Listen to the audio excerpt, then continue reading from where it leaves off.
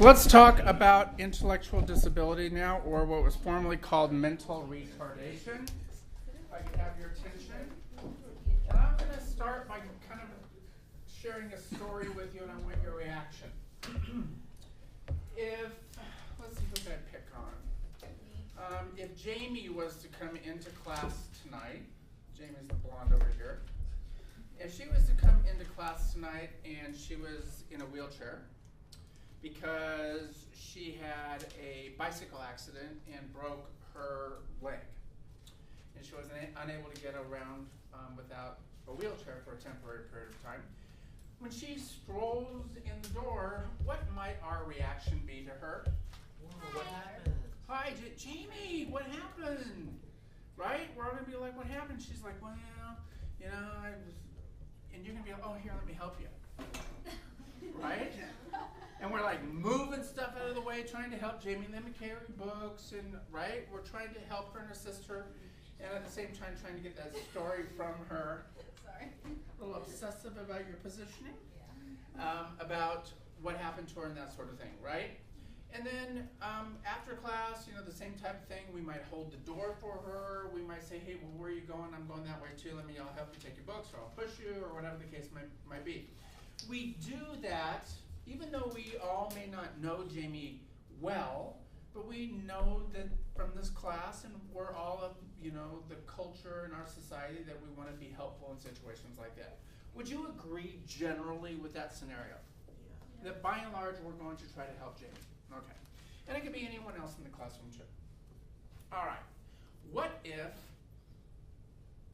that was on the first day of class and you did not know Jamie? Would we still have that same kind of inclination if we saw her coming in with her foot propped up and trying to navigate the tables and stuff? Yeah. I don't think the second time. There wouldn't be as much sense of urgency. And what? I think they purposely try to not stare to because we try to avoid. You might try and pretend like it's not a big deal. Okay. So it would be a little different. Raise your hand if you would still be more inclined to kind of get out of her way and help. Yeah, I mean, that is kind of our nature once again. Not as much so perhaps as if it was now, but indeed similar type of situation. All right. I use this illustration because I am now going to say, well, what if somebody who was mentally retarded came into our classroom?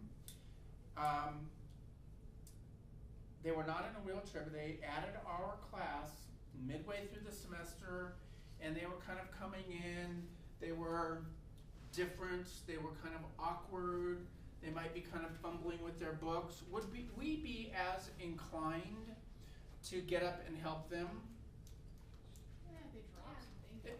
If they dropped something, it was obvious, but would it be more along the lines of the reaction we had with Jamie at the beginning of the semester, or in the middle of the semester for this person? I think part of it would be we don't know them as well. Well, we really don't know Jamie, but she's kind of one of us. I think the part of it is that, I feel that that's their life. They go through it all the time, so they're not kind of used to it, I guess, you know? Yeah, so they kind of know how to handle it, as to where if she all of a sudden broke her leg. So that's your thought process. Yeah, she's got trouble with the wheelchair. She won't be able to get around as well. Okay. Whereas we're if someone like that were to come in, for the most part, I guess they should kind of know what to do. If that makes sense. Yeah. I understand your thought process, and that's what I'm trying to get at, is your thought process. And Jamie, just as you were indicating, if it was you, you were saying you would kind of pretend not to look because you didn't want to draw attention to it or make them feel like they were being stared at. Would the same thing be true of that mental retarded individual? No. You're not going to stare at them, are you? No, but you're gonna gossip. If you were in the elevator with them, are you going to be more inclined to engage them in conversation? Probably not. Okay. What is the difference? Some of you might, but most of you would not. In our society, that's just not the way we are. What is the difference then? That's kind of what I'm digging at here. Does it have to do with our comfort level, or does it have to do with theirs? What's that? It'd be ours. Yeah, it'd be ours. Perhaps it's our comfort level, isn't it? Mary Lou. It depends on the person. For most people, they're uncomfortable with it. Correct. But if you've grown up with it and you're used to it, you're basically going to be like, hey, hi, my name is. Exactly. based on your experiences. Is that a hand? Yeah. Yeah, go for it. Like this, I guess this is different than like coming in the middle of class, but like in one of my classes this year, in my comp class, there's like someone that I sit next to that's slower, and like we edit each other's papers, and like when even like editing her paper, you can just like tell way lower level, and like she doesn't always like do the assignments, and it's kind of like one of those like, cause we sit in like groups, and it's the same groups the whole year, and like we're supposed to like switch papers and edit them and stuff, and no one really wants her to edit theirs. Right. It's like she doesn't, but it's like you don't know how to say it. Right. It's just, You like, don't know really how to broach awkward, it because yeah. it's awkward and you're uncomfortable with it. Good Yeah. example. Yep, absolutely. So, are we in agreement that there's a different comfort level depending on the different situations that we encounter in our society? Yeah? Clearly, if we are reared or raised with somebody who has a disability, we're going to be much more familiar with it, and we're be more comfortable and more likely to extend a helping hand. My mother, personally, in my life, was in a wheelchair my entire life. She had polio. Raise your hand if you're familiar or heard of polio. Okay, you guys have all been vaccinated against polio. Polio was a big chronic disease in the 40s and in the 1950s. I was born in 1955. My mom had polio in 1949 through 53. Okay, and she ended up losing and I'll talk more about this in depth when we get into physical disabilities, but it's a neurological disease, and she lost but use of her legs for the most part. So she couldn't walk. So she was in a wheelchair, but she drove, she kept house, she raised 2 boys, she adapted and learned how to do things. Granted, it was more difficult, but it wasn't as though she necessarily needed extra help. So my degree of comfort as a kid was to bring other friends home was very embarrassing. My comfort level was very uncomfortable. I was at the other extreme because I had the mom in the wheelchair and everybody else had a mom who wasn't, right? As I got older, however, I learned to understand that there are certain things that I can do to help people who are in wheelchairs and how to do that in a way that is not going to necessarily offend them. Now, you may ask somebody as you see them going down the hallway, and they might be blind and have a cane, a white cane, and you can tell if they're blind the way they're moving, or if they have a seeing eye dog. You might just open the door for them, right? That's something that you all might do. Oftentimes people, if you ask them for help, some people who have a disability, whether it's blind, hearing, a physical disability, they'll go, no thanks, I got it, thanks so. They appreciate being asked, but they don't necessarily want the help, okay? And my mom was kind of that way in many respects. But my comfort level and knowing how to broach and approach people was probably a little greater than those of you who weren't raised with somebody who was in a wheelchair. All right. When it comes to mental retardation, or as we now call it, intellectual disability, there are different degrees or levels, if you will, of that disability. We're going to get our little continuum going on here. And let's call this IQ. Because if we're dealing with an intellectual continuum, we are dealing with IQ, which means what? Intelligence quotient. Thank you. Intelligence quotient. What's at the bottom end of the intelligence spectrum or IQ range? Theoretically, we have a 0, right? Are there people who score a 0? No. Rarely. What's the high? 200. What? 200. 200. So what's normal? 100. What do you guys think? Isn't it Dave low? seems pretty confident. I think it's like Average. 150. Here's 100. In the middle, right? I'd say more along The average is like 120, yeah. I think it's about 120. 120 to 150, I'd say. Okay. That's around normal. Jim and Aaron say in the neighborhood of 120, maybe 120 to 150. maybe lower. Here's 100, which is halfway. So you're telling me there's a range of what is accepted normality? Oh, yeah. Oh yeah. Okay, anybody know what that range might be? It's like 80 to 120, isn't it? Whoa. Ooh. Seems like a big range. Kind of landed. Is that normal? Or would you like to adjust that range? I'd have to bring that 70 up a little bit. From normal, you'd have to bring the 70 up. Raise your Yeah. hand if you agree with Brock. 2 of you want to say yeah. I'm going to leave it because you're outvoted. I feel you have to How drop- many of you say drop the one. normal range should come down from 150? Raise your hand. Ooh, bigger show of hands. Okay, so I'm going to start here 150, and here we have like 140, 130, 120, 110, 100. Tell me, keep your hand up. All hands that said we need to lower it, keep them up high so I can see you. Thank you. Put your hands down when I go down to 140 if you think that's where it should be. How many of you think it should be 130? 120? Okay. So you guys are kind of thinking between 120 and 130. 125. Where's my eraser? You're right. 150 is too high. It's about, the normal range is about 70 to 130. Actually, it would be about 80, I take that back. 80 to 130 is your normal range of IQ. Now, how do we measure IQ, and why am I talking about IQ as it pertains to mental retardation? Because below that number, you're like, or high, you're like a gifted and talented. Perhaps. Jamie says if you're above a certain number, you might have a giftedness of sorts. And if you're below that number, it might mean that you are falling into that mentally retarded category range, that intellectual disabled range. Would you agree with that? Yeah. Okay.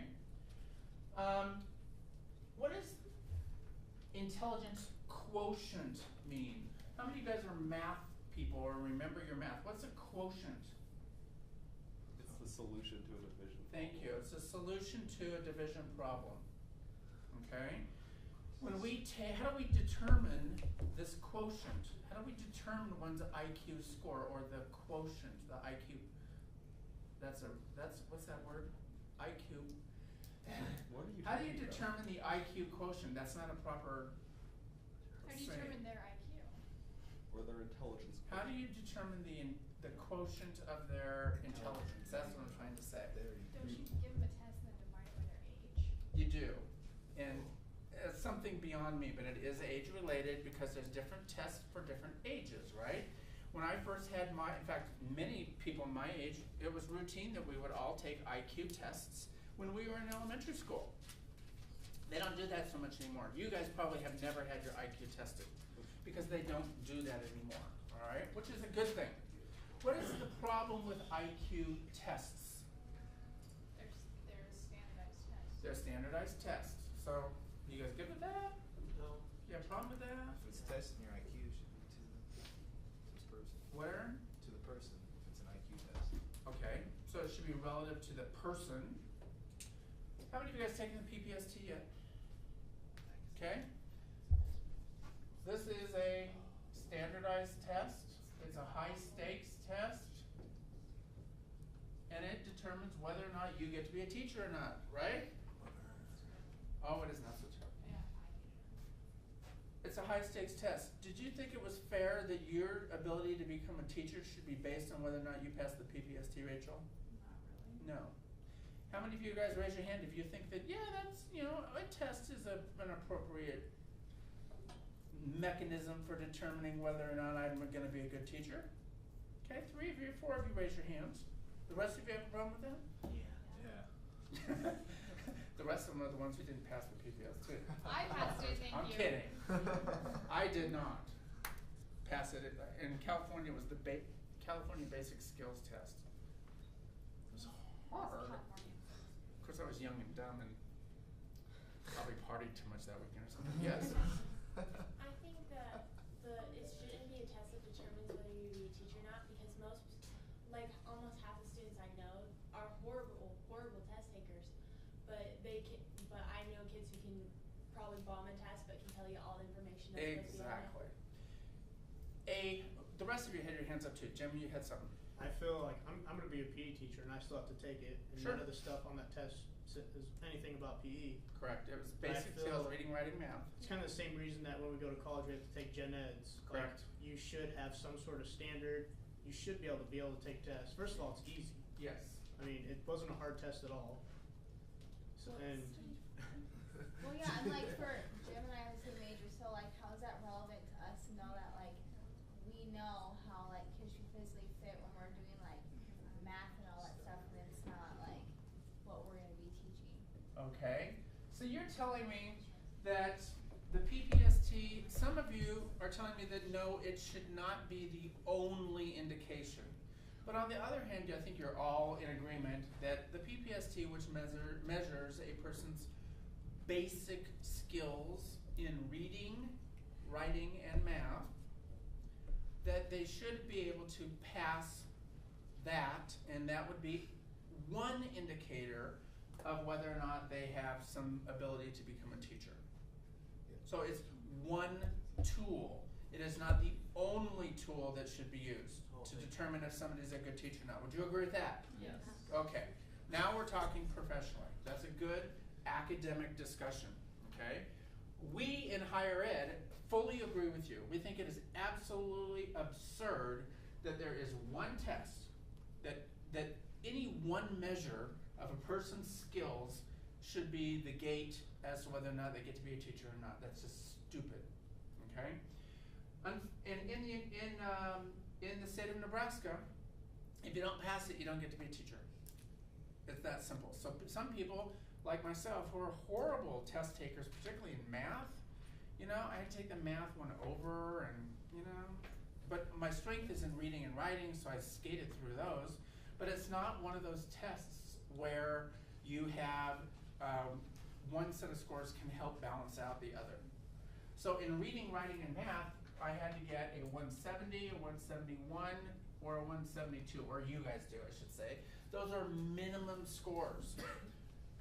For reading, you have to get a 170 or above, writing 171 or above, and in math, a 172 or above.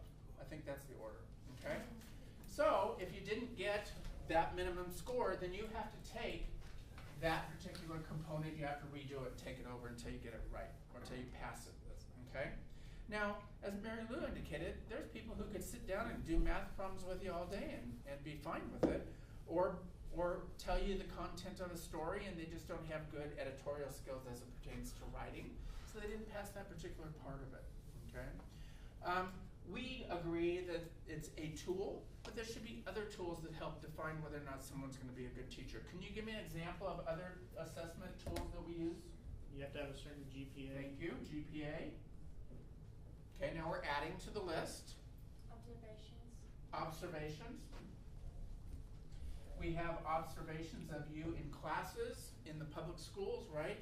In intro to teaching, you have 10 hours of observation. In ed psych, you have 15. In OMP, you have 75 to 120. 75 for 1 credit. Okay. And then, of course, student teaching. We observe your ability in student teaching, which is an authentic assessment environment. Okay.